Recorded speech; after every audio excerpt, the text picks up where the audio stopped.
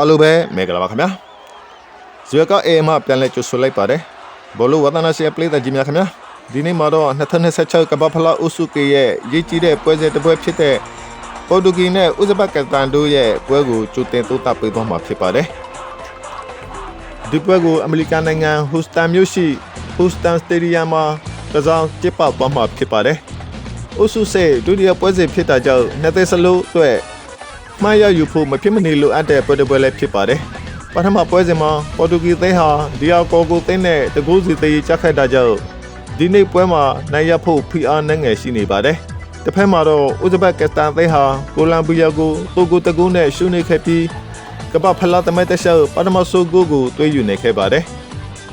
8-8ရှူတာကနေကြည့်မယ်ဆိုရင်ဒီနေ့သင်းဟာကမ္ဘာဖလားပြေပွဲမှာပထမဆုံးကြိမ်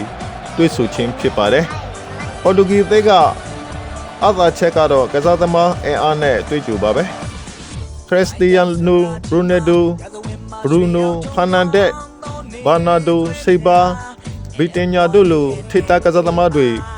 ပိုက်ဆိုင်ထားပြီးပွဲကိုထိချုံနေစွမ်းအလောက်ကောက်ပါတယ်ဥဇဘက်ကစ္စတန်သင်းကတော့ကမ္ဘာဖလားပထမဆုံးကြိမ်ဝေရောက်ရှစ်ပြိုင်နေပေမဲ့ရှော့တွဲလို့မရတဲ့အသင်းပါအဘူဘက်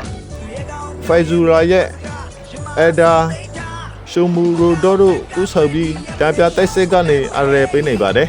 ဒီပွဲမှာပေါ်တူဂီကဘောလုံးပိုင်ဆိုင်မှုအသာစီးယူပြီးတိုက်စစ်ဖွဲ့ကစားလာဖို့များပါတယ်ဥဇဘက်ကစ္စတန်ကတော့ခါစစ်ကိုကြည်ကြည်လေးလေးတိဆုပ်ဖို့တံပြတိုက်စစ်ခွေရေးတွေကိုစုကြည့်လာနိုင်ပါတယ်ကိုရှူတာကနေကြည့်မယ်ဆိုရင်ပေါ်တူဂီတဲ့အနိုင်ရဖို့လိုအပ်နေတဲ့ခြေနေကြောင့်ဂိုနယ်ဆို2ဂိုး3ဂိုးမြင်ရနိုင်တဲ့ပွဲတစ်ပွဲဖြစ်လာနိုင်ပါတယ်ကျွန်တော်ရဲ့ခမန်းချဲရပေါ်တူဂီသင်းဟာလူအင်အားသွေးကြွတဲ့ရီသွေးပိုင်းမှာတိတိတသာအားသာနေပါတယ်နောက်ဆိုကျွန်တော်ရဲ့ခမန်းချဲအနေနဲ့ကတော့ပေါ်တူဂီ3ဂိုးဥဇဘက်ကစ္စတန်1ဂိုးဖြစ်မယ်လို့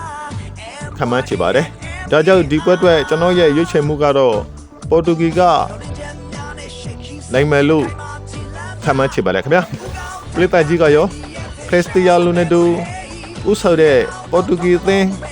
နိုင်ပြန်ရယူနိုင်မလားဒါမှမဟုတ်ဥဇဘက်ကစ္စတန်ကပဲကဘာရဲ့အော်ဖေယာရလာတခုကိုဖတ်သိနိုင်မလားဆိုတာကောမန့်မှာဝေရဆွေးနွေးပေးခဲ့ကြပါဦးခင်ဗျာကျွန်တော်ရဲ့ channel လေးကိုလည်း like and subscribe လုပ်ပေးသွားခဲ့ကြပါဦးခင်ဗျာအားလုံးကိုကျေးဇူးတင်ပါတယ်